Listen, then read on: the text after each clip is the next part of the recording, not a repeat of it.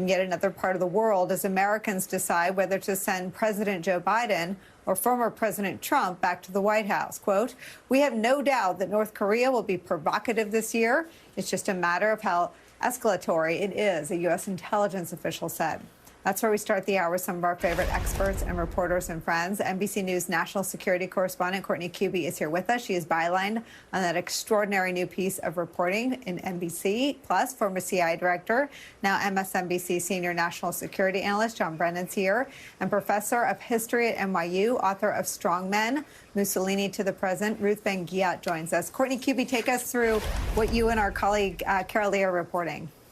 Yeah, so, as we saw there in that excerpt from the story, there is a belief in the Biden administration that there will be more provocative military action by North Korea this year. And I have to say, historically, North Korea tends to do more, act out more militarily in an election year. But the concern among a number of Biden administration officials who we spoke with is that it could be more and more at Vladimir Putin's urging. Now, we just saw video of Vladimir Putin arriving in North Korea. As you mentioned, it was the first time in more than 2 decades that he's traveled there, but it's not the first time that they have met even recently. They got together in Russia in September.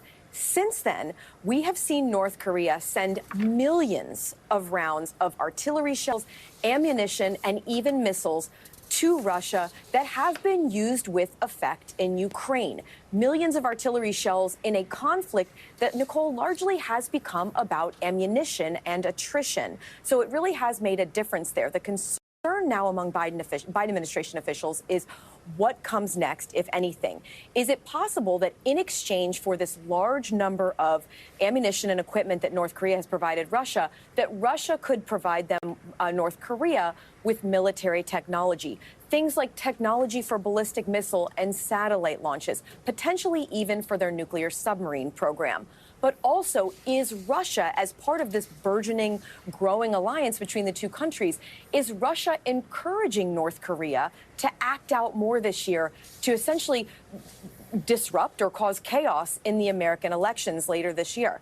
Some of the things that officials spoke to us about are the possibility of North Korea carrying out another nuclear test, potentially sometime this fall. These are all the sorts of things that the U.S. has been looking for. But I have to say, it seems unclear what exactly Putin and Kim Jong-un are talking about during this meeting. It doesn't seem like U.S. officials are very certain. A lot of it still remains in the realm of speculation, Nicole. I mean, Director Brennan, there is, in terms of what we know as a public, a pretty deep record of Trump's affinity for both these leaders. What, if any, nexus between sort of Trump admiring both of them and their newfound closeness exists? Well, it's very worrisome, Nicole.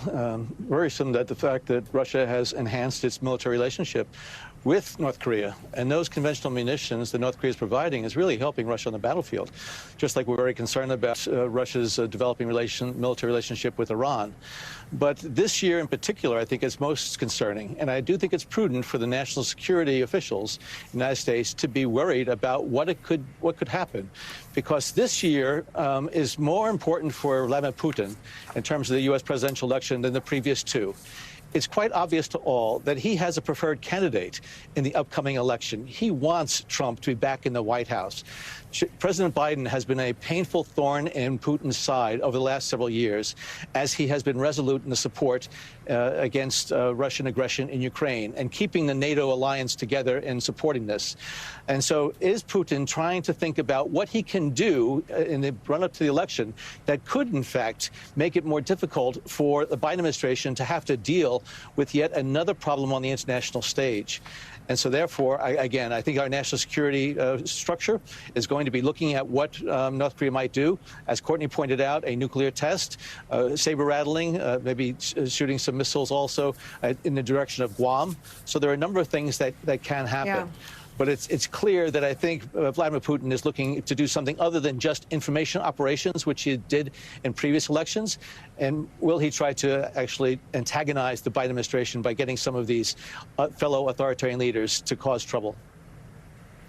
You know, Ruth, when I think about the Republican Party's migration on Russia and Putin, and I think about the Republicans I work for, John McCain, describing Putin as a murderous thug, and then you listen to Trump supporters at rallies on tape collected, reporting done by my colleague, Von Hilliard, they don't think there's anything wrong with Putin. Tucker Carlson's there riding grocery carts around, talking about how beautiful Russia is. I can't fathom that the same thing would happen with North Korea, but it feels like that would be a mistake. And I wonder what role this sort of boiling of the frog, normalizing of our adversaries plays in Trump's authoritarian plot. Well, one part is domestic, where Trump has been conditioning Americans to think that these kind of murderous leaders are actually preferable. And he's been helped by Tucker Carlson, who not so long ago said that leadership requires killing people. So he's been advertising Xi and the leader of North Korea as not only, you know, the greatest kind of intelligent leaders, but also his buddies. And so the big picture here is that Trump is selling this idea that the world will be safer if he is president because of those relationships, the love letters to North Korea's leader.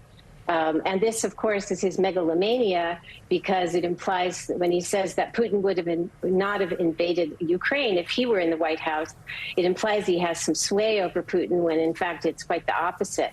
But it's it's a deadly serious situation, because, you know, there's too many of these people who are very invested in Trump coming back, both for geopolitical reasons, because they know he wants to withdraw from NATO and they could more easily do what they want to do.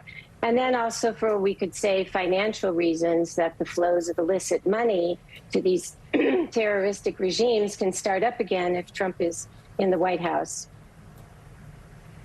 Courtney, I wonder what sort of back channels are being activated to reassure our allies in the region that America is not going to head down the same path with North Korea as Trump did with Russia. So one thing that we've been hearing more and more over the last several months is about this strengthened and even growing relationship that the U.S. has with allies in the region, specifically Japan and South Korea. And whenever we ask about this, when Carol and I were reporting on this story over several weeks, whenever we would go to the U.S. and to administration officials and defense officials and say, how is the U.S. going to deal with this? We were consistently told, well, we're strengthening our relationships. We're showing on the world stage with partnering together for exercises. And so it seems that's the way that the U.S. is really countering this is, okay, Kim Jong-un and Vladimir Putin want to appear together on the world stage. We'll appear with our allies at the same time, and we have this military alliance that's decades old. That seems to be the main way that we've been hearing about it. But I mean, I will say officials really are watching to see if anything comes out of this meeting between the two of them this week, because the concern is not just about could there be another transfer of additional ammunition, or could they talk about the possibility of more assets that North Korea could give to Russia for use in Ukraine. But I think there's more concern about what potential technology could be exchanged here. When you think about some of the things that North Korea has been working towards, like an intercontinental ballistic missile with a survivable reentry vehicle, right? The ability to fire a ballistic missile, nuclear capable, to the other side of the world. The concern here is that is Russia providing North Korea with something that could be a game changer. And I think that's really what the officials we're speaking to are watching out of this week.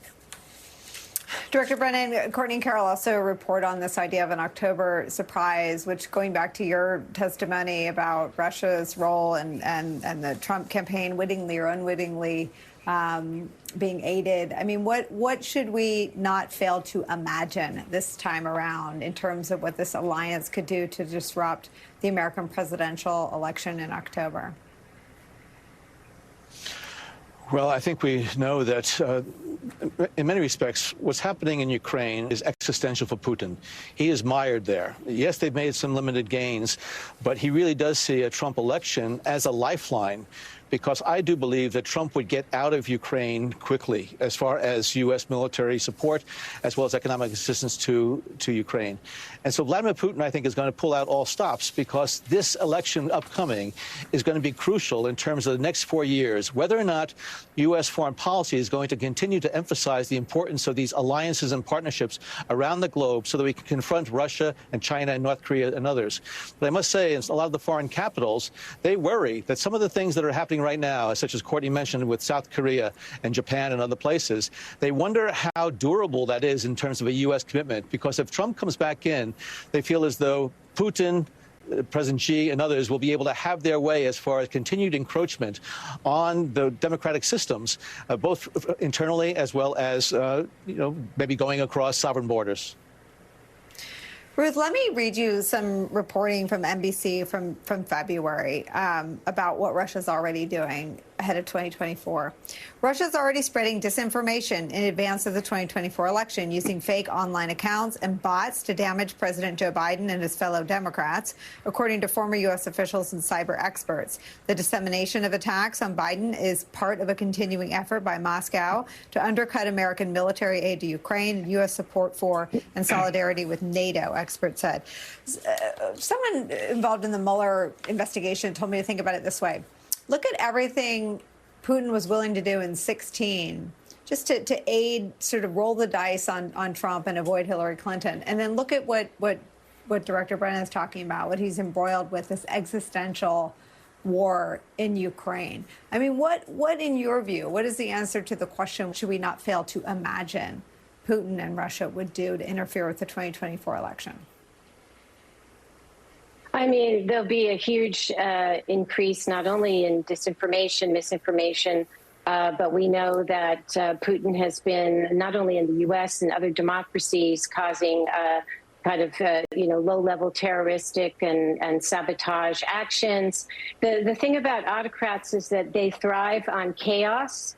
They like to disseminate what I call in my book shock events, small and large, and they need to destabilize the whole international system, because autocrats often find a following when people feel that existentially threatened. It could be a domestic crisis like the one that brought Hitler to power, or after the collapse of communism in Russia, the total human and social disasters that Putin came out of that. And so it's a very volatile time internationally, and they want to make it through disinformation and other means, a hybrid warfare. They want to make it as volatile as possible within the U.S. as well, because they think that's going to help Trump. Dr. Brennan, do you think we are more or less savvy to what is Russian-sourced disinformation online in our politics than we were in 2016 right now? Well, it depends on who you mean by we. I do think the intelligence community and the national security officials understand the sophistication of the Russian efforts in terms of how they've been able to exploit the digital domain, the social media platforms, and so on. But when I listen to members of Congress from the Republican side of the aisle, they continue to just ignore it and make excuses for what we see happening sort of across the board coming from Russia.